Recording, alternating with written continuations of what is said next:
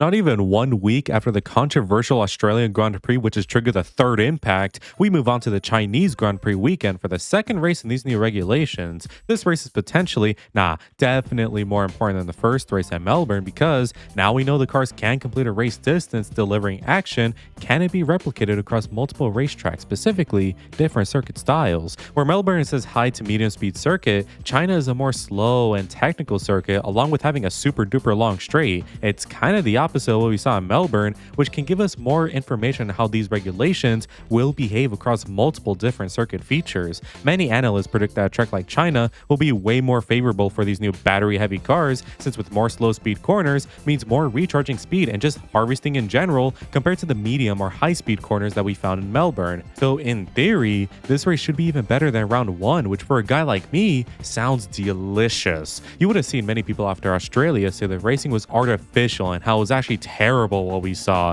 And while I understand the viewpoint of F1 is over glorifying the overtakes as if the cars weren't meant to overtake like that, I think the viewpoint saying how the overtakes were fake and dumb is, well, dumb. All racing is artificial, man. I just went over this. Anyways, Melbourne suggested these cars are heavy on battery, which depending on how the drivers drive could influence the overtaking we see. China historically has not been known for overtaking, but despite that has produced banging races in the past. So if China could replicate its history and deliver a good race with not just moments but actual overtakes, dare I say we could be in for a better race than Australia? However, take this with a mountain of salt. Just because F1 tech junkies say one thing, don't mean it'll happen. I mean, apparently these cars and the new battery were going to lead to a race in Melbourne more boring than your life. Yeah, it was awesome sauce just like your life. So for all we know, China could actually be straight buns and nothing to have wet dreams over. At the very least, we could get some good moments. Like I mentioned previously, China has produced great little bits in the past, such as being the race where Michael got his last win, being the race where Lewis got his first major bottle, being the race where Martin Brundle hated on Shrek 2 like the absolute door frame he is,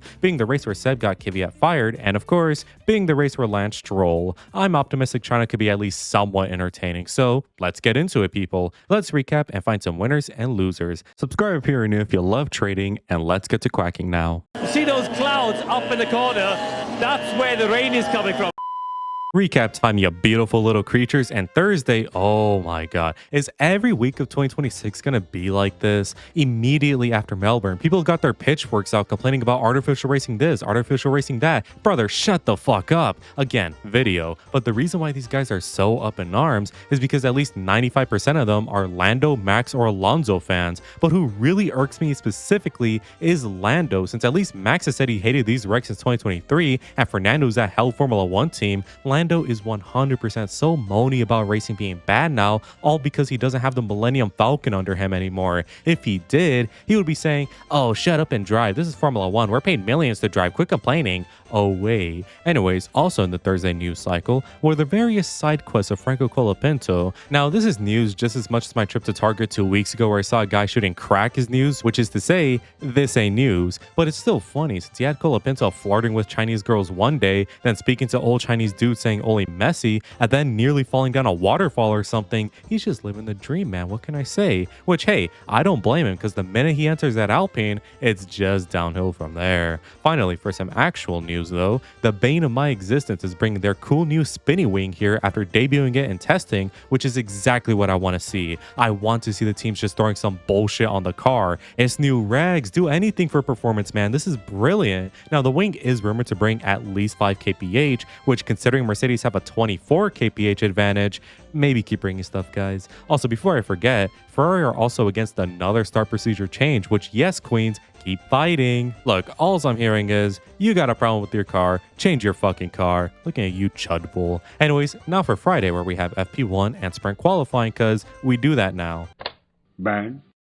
You know, now that I think about it, is it really smart to have only one practice session in just the second weekend of new reg cars? The answer, absolutely not. Within the first couple of minutes, couple of seconds actually, Colapinto spun trying to look for Chinese people to flirt with, Lando and Lewis crashed for literally no other reason than just vibes, and Lewis spun just moments later. Oh yeah, we are in for a weekend. Lindblad was also found dead in an alleyway shortly after, and despite not much happening following it, Please wait, I think we could be in for some good shit. Drivers are making tiny mistakes left and right, not even Max is excluded. And speaking of Max, now at the time of writing and filming on Thursday, which is my practice day because time zone moment, it is just FP1, but he is genuinely looking like he's struggling. Hadjar is on par with him while Max keeps on wanting to build sandcastles. Now, it is Max, so he'll just find pulling his ass somewhere, but I thought I should mention this regardless. Anyways, it's time for sprint qualifying, which, disclaimer, ya boy is sleeping through it. Listen, man, fuck you if this is TMI, but my tummy has been acting super up today, and man, I've just been through a lot. I want to go to sleep and not stay up till midnight for like a 20-minute session. I'm going to bed. I'll let you know if some crazy shit happens when I rewatch tomorrow morning. Man, good thing I slept. Nothing really happened in sprint qualifying, which, new regs or not, I suppose this was always expected. Quick tangent, but I feel like China has to be one of, if not the worst sprint venue. If sprints are here to stay, they should be in places where the grid will inevitably be closed due to big variety of track archetypes. Think of Silverstone or Interlagos, but China just doesn't have that. It's pretty slow and technical, with only a super duper long straight being the only power heavy place. So it just leads to nothing burgers most of the time for the sprints. Well, anyways, SQ1 had nothing other than the fact that Ferrari have taken off the flippy wing due to it putting up Snell 2017 numbers. SQ2 was really just more of the same nothing, with SQ3 being, you guessed it, nothing. Mercedes qualified 1-2 as expected, with not Ferrari being behind, but instead McLaren, who find pace out of their ass right at the buzzer. McLaren have showcased decent aero all throughout preseason, and at a track like this, they would always appear stronger than usual. Ferrari have to settle for 4th and 6th, so let's check out Saturday for the sprint race and main qualifying. Well, it's technically still Friday for me, but whatever, man. Lap 1 begins and Antonelli, just like last week, crawls off the line and for good measure, crashes too while everyone else gets off just fine. Also, Max did have a terrible start going all the way back down to basically last, so it's time for him to clip farm. Anyways, Lewis gets past George for the lead, but he fights back just as quick and oh my god, look at this battle, dude. This is so good. Ground effects could never. However, once George remembers the car he is driving, he storms past Lewis and starts darting off in the distance. So while George is Max 2023 maxing, Kimi is Checo 2023 maxing since he's being forced to scythe his way past slower cars thanks to the skill issue. So while Kimi is trying to get second again, we have a safety car out now thanks to Hulk blowing up, which I can't believe I'm saying this, throws the sprint race wide open. Many pit for new softs such as Mercedes and actually Ferrari this time, while midfield guys like Liam and Ollie stay out and gamble for points. So safety car is in, and aside from Charles nearly spinning, the race ends calmly. George takes home the dub easily from both Ferraris, who are ahead of both McLarens and Kimi, while the Red Bulls are found dead in Chicago. So with that done, we move on to the main qualifying, where aside from Gabby forgetting to turn left at a left-hander and Q3, nothing much happened. Surprise, surprise. I do mention Q3 though, since George Russell would finally have an engine issue, which led to Kimi Antonelli taking home the pole position and the record for youngest pole sitter. George still qualified in second though from both Ferraris and both McLarens, while Gasly shows his tripod to the Red Bulls and Behrman rounding out the field in 10th. So with all of that said and done, people, it is race time. McLaren, in their bid to ensure equal racing extends beyond 2025, both cars would have their lap -1 issue since they're both in the pit lane thanks to some ominous problem. Gabby Bortoleto would also join them there, so with that said, lap 1 begins, and guess what, people? Ferrari storm past yet again, but Mercedes, knowing this game by now, immediately get ahead on the same lap, and the Mercs start to blast off in the distance. Hadjar also spins after feeling just 1% of the power Behrman has, which sends both Red Bulls to the back. Both? Yes, both, because Max again had a bad start and ruined F1 or something, I don't know. Also, the McLarens died in the pit lane, which means there is basically no competition right now. The sprint also doesn't help with this, so the race basically becomes strategy 101. New regs or not, I guess the sprints will always be better than the main race. Well, I say that, but Lance decided to die in the middle of the track, which brings out a safety car and sees the leaders pit, while the midfielders stay out and gamble for points. So the safety car is in, and oh yeah, here's my competition. While the top four start to blast away, the midfielders are fighting like hell between those who stopped and those who didn't, and once they finish up, the top four start to fight like hell. At first, it's both Ferraris fighting like a title is on the line, which is beautiful, but guys, please stop, I don't want to see you fight. Then in that fighting, George gets easy picks when they are all done, while Kimi extends his gap 7 seconds behind second place. So the race finally calms down a bit until Ocon decides to hit Colapinto for the vibes or something, as Charles also locks up and allows for more Ferrari fights. Yippee. They thankfully calm down, and as the race starts to close up, Max's engine dies, as if the race already wasn't unimportant to him. See you in GT3, Max. Don't leave me waiting. Anyways, the race is over. From the moment I saw Kimi spank the grid in UAE F4, I knew he was a gem. Kimi Antonelli gets his first win in the sport, and by a large margin too over George. Russell gets P2 from Lewis, who finally steps on the podium again, and man, what a race. Wasn't as good as Melbourne, but if you include the sprint and GP as one race, it was a better weekend technically. Now we move on to Japan before a month-long break until May with Miami. Let's fucking do this. But now for the winners and losers first as always, and we got Aston Martin. 5 for 5 people, let's keep it up. We can keep this one short. We know what's wrong with them. Engine bad, car bad, driver sad. I mean, what is there just to say, man? I mean, they technically completed more laps with the sprint race, so yippee. They have a super large mountain to climb if they actually want to be competitive again, and one can only hope they are prepared to climb it, which I think they can for good measure. I mean, they don't have idiots at the team, guys. They have Newey, Cowell, Cardile, Mike Bootycrack, and of course, a fuck ton of money. They have all the tools necessary to steer the ship back on course, so the only question remains, how long will it take them? Either way, nothing about this team is acceptable currently, so we just pray they don't go 6 for 6 in Japan. Next up is Cadillac, and just like with Aston, we can keep this one relatively short. Now, Cadillac actually have an engine that works well, so there's that for them over Aston. However, what the fuck is going on? If their car even squashes a fly a little bit too fast,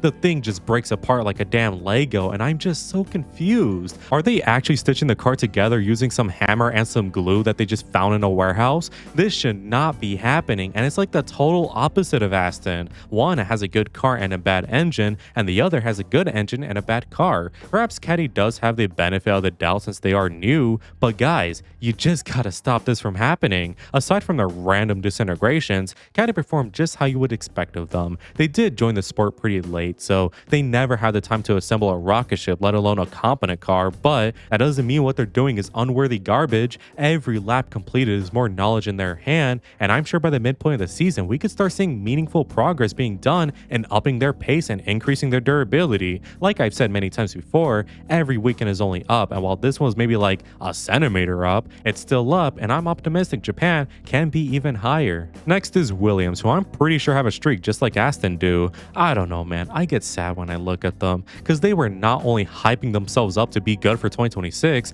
but we all believe them too. Mr. AEIOU was saying crash a car all 2023, 24, 25, that don't matter. 26 is when they'll hit it big. Alex was very happy just thinking about 2026, and hell, the only reason Sainz chose Williams over Audi for 2025 was because they were supposed to be supreme for this year. Obviously not front runner, but still good regardless. And then we look at them today with all their electrical and overweight issues, and I'm just sad, man. It's clear Alex and Carlos have fight in them to perform really well, and if Williams does find pace again, they'll be so good to watch. But as it stands, they just can't do anything when they are playing with Rock Lee weights right now. And if I'm being real with you guys, don't expect much to change for Japan or Miami, or for that matter, just soon. To shave off what is about 20 kilograms will take a mighty effort and may take all season just to fix. However, in my Ferrari fan nature, just remember, next year is your year, my Williams buddies. Next up is Red Bull. What the hell did Merc see in preseason? Mercedes are over here saying how good they are and how they're actually the team to beat, which if that was them trying to make their future disappointments look more worse,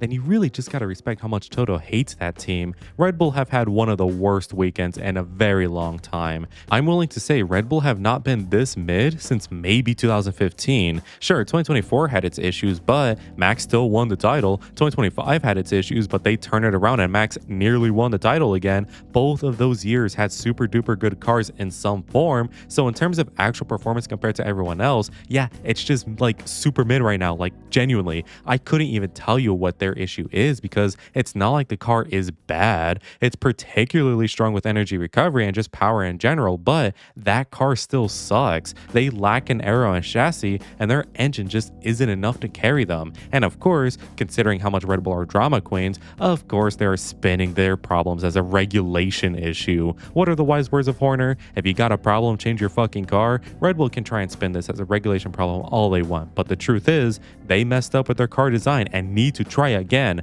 Moaning will get them nowhere, so it's time to get to work, Red Bull. Finally is Esteban Ocon. I feel like I can keep this one short since, well, it's really simple what's up with him. Washed. Now, maybe that is exaggerating it. No, it is, because he is not performing bad. He's not like in the back marker territory crying inside the helmet. He is fighting for points along with the other midfield guys, but that's the issue. He is in the middle of the midfield while his teammate Behrman is towards the front leading it. Ollie is in his second year of F1, and even in his rookie year, he had a general hold over Esteban, and imagine how demoralizing it is, knowing you are doing good at the team right now, but your teammate is just doing much better, making you seem bad. It's really only up to Esteban to step up his own game, man. I don't know what else to say. Bring on the Japan redemption arc. Now for the winners, and I begin with, of course, Mercedes. I mean, what can I say? We know they built a good car paired with an even better engine. George took his victories, Kimi took his victories. It was just a damn good weekend for Mercedes. Yes, Kimi does struggle with the race starts, but that's an issue that will inevitably be solved soon. Plus, he took home his first pole position in the sport, becoming the youngest at that. Yes,